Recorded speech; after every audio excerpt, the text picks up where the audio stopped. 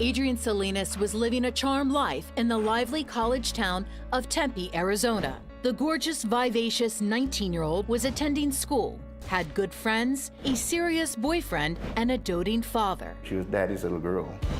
As she grew older, we would still go out, dinner, and to the movies, and spend time together. The two talked every day and had planned a fun barbecue weekend at home for Father's Day. When I didn't get in contact with her on Saturday, I had a feeling that something was wrong. When Sunday came and still no word from Adrienne, Rick Salinas' heart sank. As each hour went by, I'd get more and more worried. Around noon, I went over to her apartment. The door was open, and when I walked in, her dog was there, her cats, and she wasn't there. There was nobody home. Soon, worry turned to panic. I called all her friends, family, and with each phone call, my concerns got worse and worse because nobody knew where she was at. With no one else left to call, Rick dialed 911. 911, what's your emergency? I said, you know, my daughter's missing. She's not a runaway. At that point, our officers actually started doing a canvass of the area. It was horribly clear Adrienne Salinas had completely disappeared.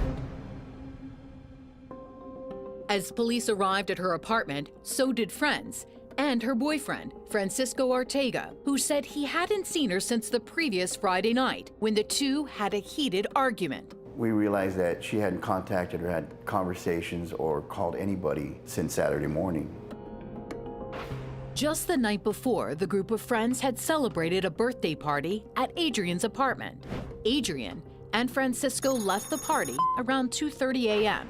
After hours of partying, she accused him of not paying attention to her. We wanted to go to my apartment where it's more private to talk about things, and then things escalated, and then I was taking her back to her house. On our way home, we had to stop by Old Town, and there's a lot of street lights there, so traffic is moving really slow. And she just hopped out of my car, and sadly, that's the last time I ever saw her. Francisco called Adrienne's roommates to make sure she got home safely. They went to find her and walk her back home, but Adrienne took off again. She goes inside, gets a bag, changes her clothes, and tells her friend that she's gonna go back to Francisco's house. At that point, nobody ever sees Adrienne again. Police soon determined, even though Adrienne had disappeared within only a few block radius of her own home, she left behind a trail of clues. Unfortunately, many of those pointed to foul play. At about 3:30 or so, she leaves the party. She starts calling Francisco. She calls him at least 37 times. Not once does he answer the phone. He kind of ignores it, doesn't want to talk to her. She sends him a text message, tells him that she's coming over to her to go see him. Adrienne then got into her car and headed toward Scottsdale on her way to her boyfriend's apartment. We get a 911 call at about 3:44 in the morning about a possible erratic driver, possibly somebody intoxicated. 911, what's your emergency? I just wanted to report the white Taurus-looking vehicle. They were going around the curb and hit something and then just had two flat tires. The vehicle hits the raised median, which causes both tires to pop. What we believe happened at that point is Adrienne drives her vehicle as close as she can back to her apartment and parks it about a block away. Even though it was almost dawn, Adrienne was clearly determined to reconnect with Francisco. She goes back to her apartment and she changes her clothes, leaves her car keys, and begins calling her boyfriend again. But when he doesn't answer, she calls a cab company from her cell phone. From this point, Adrienne's story becomes a true mystery. The path she could have taken was only 4 blocks from her apartment to the local gas station where she was heading to meet the cab. But she never shows up, and there's no sign of her on the station's surveillance video. The driver tells her that he'll pick her up at the AM/PM, which is about a half a mile from her apartment. She has 3 conversations with him. Adrienne never shows up. Somewhere between her apartment, walking to that AM/PM, we don't know what happened to her at that point. We don't know if somebody picked her up, if she was kidnapped. We don't know. It's a complete mystery. On that Sunday, Father's Day, after she disappeared, Adrienne's dad and Francisco desperately retraced her steps. As I went around the block from her apartment, I looked down the street and I saw her car parked on the side of the road there. Her boyfriend was with me, and as we approached the car, we saw that it had been in a wreck. The fender was dented in, and it had 2 flat tires on one side. And that's when I realized she's really missing. And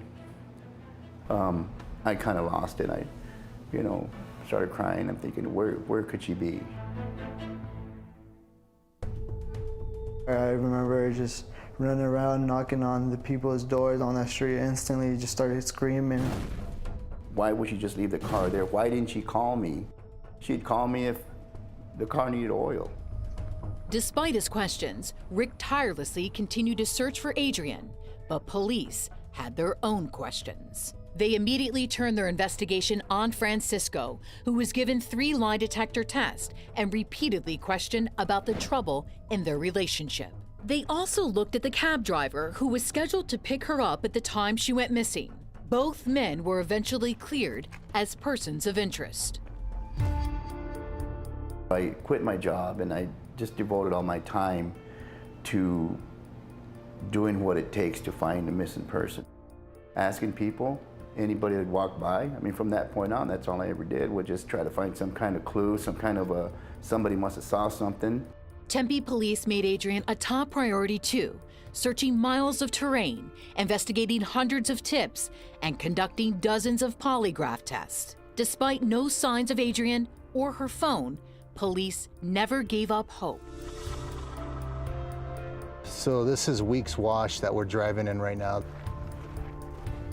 Then the case takes a tragic turn. 2 months after her disappearance, news her father never wanted to hear. Adrienne's partial remains are found near the Apache Trail in a wash at the base of the Superstition Mountains.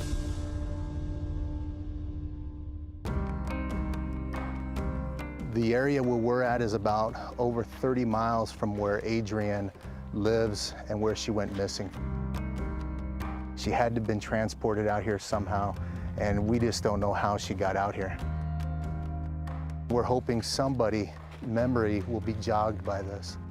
In the end, police have no suspects and can't even determine the cause of Adrienne's death. They are hoping someone will remember something they saw that fateful Father's Day weekend and come forward with new information. Even the smallest detail, police say, could be the missing piece that solves this case. If there was anybody that was out there that saw anything suspicious, a vehicle pulled off on the side of the road, a struggle, a female walking by herself, somebody that looked distraught, that little piece of information can help us solve this case, to give answers to the family. Finding out what happened is all they can hope for. Somebody might have seen her get into a car, get into a cab. Somebody might have information about the person that did this. Until then, this distraught father is left only with questions. Did my daughter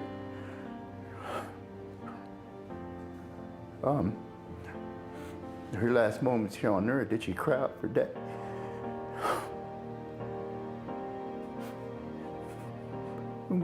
Why could I have been there for her? As a man, as a dad, I always want to protect our children. And I wish I had my daughter here to hold again.